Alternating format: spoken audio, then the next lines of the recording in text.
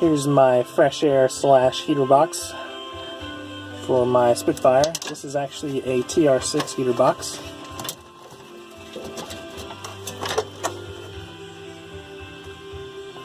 So I've actually turned it 90 degrees, sort of sucking air from the top. It's sucking air from the front. If you can see that. There's my heater lines. This is just a trial mock-up. So this is going to be the fresh air. And if you can see inside, there is a 5.5-inch spout fan on the inside.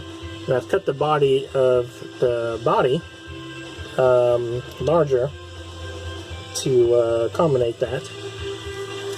And I had to drill holes for the speedo and tack cable.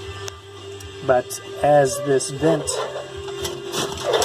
is closed all the way, I'll have fresh air before the heater core blowing out of this. So this is going to be ducted down to the floor.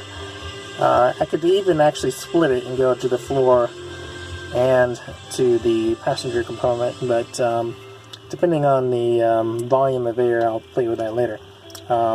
And then all I have to do is change the ball vents, close the ball vent for the floor, and then it'll be forced through the heater core. And then obviously this will be defrost to the defrost, and then open it up all the way, and that will be heater to the floor. And this box is actually too big to add a radio, so, and the plastic cover interferes with this box here. So this is my new metal transcover that I'm mocking up.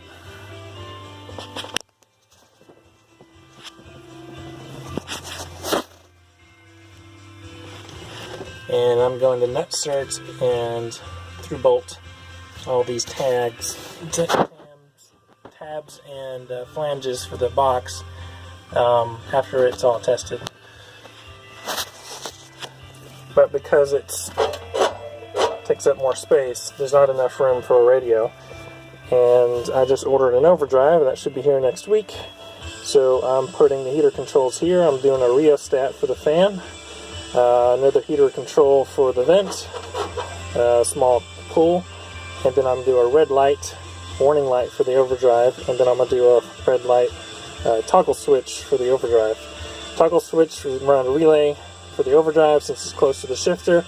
Big red warning light from a TR4 dash would be a warning that it's on, activate.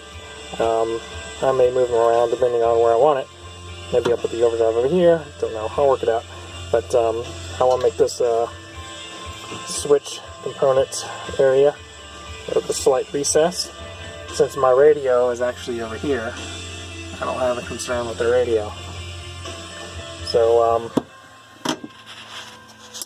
that's my heater box. So once I get the dash plugged back in with the wiring, I can plug up the fan switch and test it with the air.